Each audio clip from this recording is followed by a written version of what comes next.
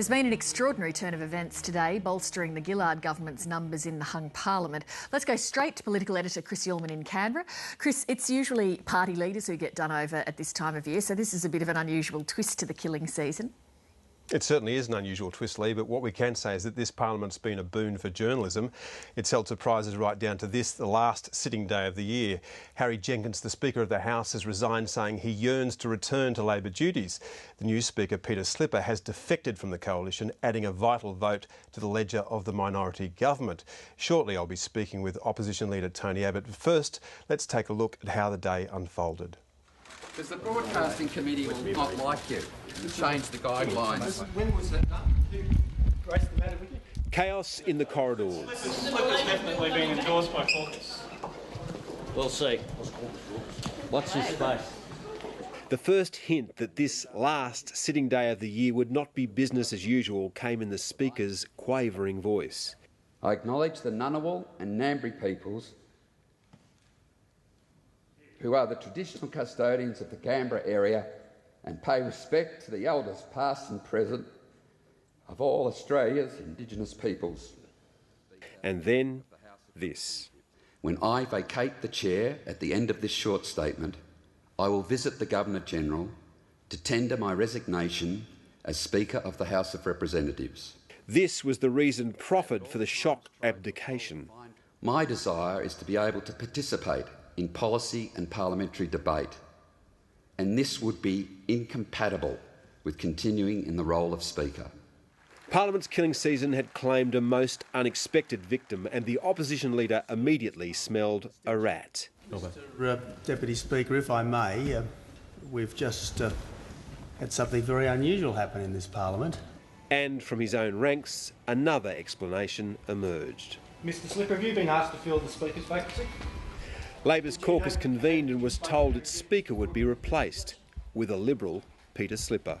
The politics of the equation was simple. The Speaker doesn't vote in debate, so putting Peter Slipper in the chair gives the government another vital number. The statement is the statement. I wish you all well and thank you for your cooperation. The coalition met and, with Peter Slipper absent, resolved to expel any in its ranks who accepted the nomination. But there were no surprises when it came. Who is best capable of keeping the House in order? I say, without hesitation, Mr Slipper, the member for Fisher, fits that bill. Or when it was accepted. Does the honourable member for Fisher accept nomination? Mr Clark, I accept the nomination. The opposition argued that this was an assault on House practice.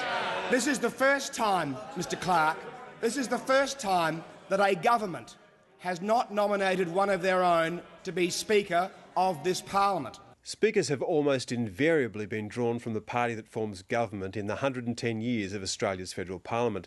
The last time one wasn't was when John Curtin was Prime Minister.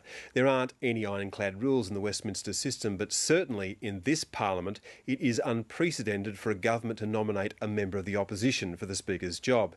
So the opposition made a show of calling on Labor MPs to stand. That the member for Chisholm do take the chair of this House as Speaker. I am loath to say I do not accept the nomination. I move that the member for Lyons do take the chair of this House as Speaker. I decline the nomination, Mr Clark. I move that the member for Braddon do take the chair of this House as Speaker.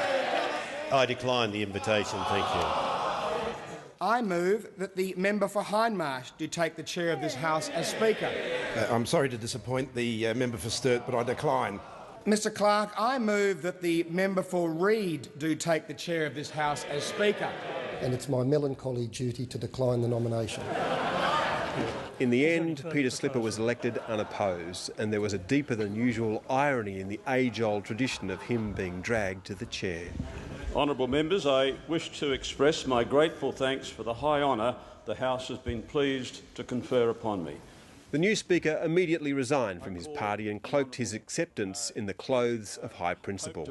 In fact, I will be an independent Speaker in the Westminster tradition, and I noticed that on 4 occasions in September 2010, the Leader of the Opposition said that that was his preference. But he's been at war with his own party since he broke ranks to take the Deputy Speaker's job last year. His pre-selection was under threat from former Howard Minister Mal Brough. I don't think they call Slippery Pete for any other reason. Harry Jenkins told the Prime Minister that he was going to quit at 7:30 this morning. There's no reason to disbelieve that, or that the Speaker was feeling isolated and wanted to rejoin the fold. But that's a very small part of the story. This has been weeks, if not months, in the making. Today was many things, but mostly it was a display of raw politics, and the man who masterminded it is the government's best, Leader of the House, Anthony Albanese. He's being coy about his role, but one senior source described it as a game changer for Labor. I've obviously talked to Peter Slipper as the Deputy Speaker, as I talked to Harry Jenkins as the Speaker, but it was pretty obvious to all who read the newspapers that the LNP was having issues with Mr Slipper. The goal in all this was to ensure that after today, Tony Abbott is further than ever from the Lodge. Look, Tony Abbott is losing credibility every day. Now he's losing members of his own party. That is a result of his own actions.